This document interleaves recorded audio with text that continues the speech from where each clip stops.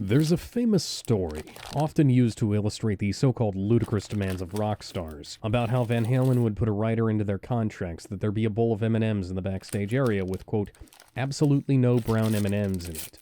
The writer, despite how lambasted it was in the press, had a purpose. Van Halen was one of the biggest bands in the world, and they hauled a lot of gear with them on any given show, which means that the stage had to support a certain amount of weight and supply a certain amount of power and have doors big enough to fit everything through. If the band found even a single brown M&M backstage, that meant they need to go through everything at the venue with a fine-toothed comb, because if the venue missed that otherwise insignificant detail, that meant that they probably missed something else. Whereas if the venue took the time to sort through and filter out the brown M&Ms, they probably took enough care to make sure that the critical details were taken care of as well. Watching the Netflix Devil May Cry trailer is like sorting through a bowl of M&Ms and finding nothing but brown M&Ms of every flavor but the one you asked for. Sure, you can find some cool stuff in there, but you asked for something else, and you can clearly see what's there is assembled specifically to piss you off. The way this usually goes is I do that, then drop a killer one-liner, but I'm drawing a complete blank right now. This never happens to me, I swear. Too often over the years, we have seen adaptations make major deviations from the source material that cause damage to the characters and story, or even just to the designs. Or the response from far too many is, just wait and see, even though we've been burned like this in the exact same way before, and the signs were exactly the same back then, too. There's always a chance that this could turn out great, like the first 2 seasons of Castlevania did, or even good like seasons 3 and 4 did. Then again, it could easily turn out like Nocturne did, or Halo, or Resident Evil, or Borderlands, or the Star Wars sequels, or every Star Wars Disney Plus show, or The Boys, or every Marvel Disney Plus show, or The Rings of Power, or just about any other modern reinterpretation, reimagining, or adaptation of otherwise good media. Frankly, after over a decade of nothing but varieties of brown M&Ms mixed with burnt Skittles, I think I'm well within my rights to call out a red flag when I see it. First impressions count for a lot, and the contrast between the halcyon first impressions of old, the diamond absolutes of what came before, compared to the low-rent rot of what exists today is as stark as can be. While first impressions aren't always everything, one would be remiss to discount them entirely. The Batman's suit looked lame in the set leaks, and it wasn't the best in the movie, but that first trailer was exactly what it needed to be. It portrayed Batman as a nigh supernatural monster, and both it and the film shot the suit in a way that complemented its design, rather than exposing the weaknesses of it.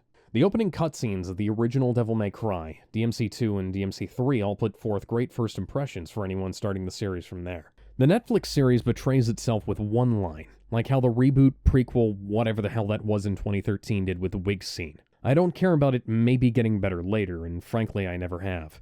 It's obvious from the get-go that if you don't nail it at the start, it's unlikely you'll be able to pick up the pieces later. Every deviation from the source is a potential problem later on, and it always comes back to bite a show or movie or whatever in the end. When something works, don't try to fix it. Just copy it over exactly, and everybody will be happy except for Rian Johnson. There are decades of games, comics, and novels out there ripe for translation into other mediums, and it wouldn't even take a lot of work to bring them to life. Whoever said that adaptations had to make changes to their source material was either stupid or lying, and the idea that any changes are necessary or even desirable should be approached cautiously, if at all. Changes from the source ruined Resident Evil, Harry Potter, The Hunger Games, Divergent, Spider-Man, Cowboy Bebop, Halo, Madame Web, and Castlevania.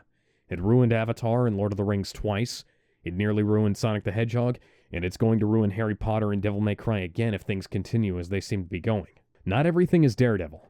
Too often things are like Supergirl or The Punisher, wasting entire seasons worth of material on a single episode while padding out the rest of the series to fill out space, or meandering for about half the season and then rushing to a conclusion like Young Justice or Heroes.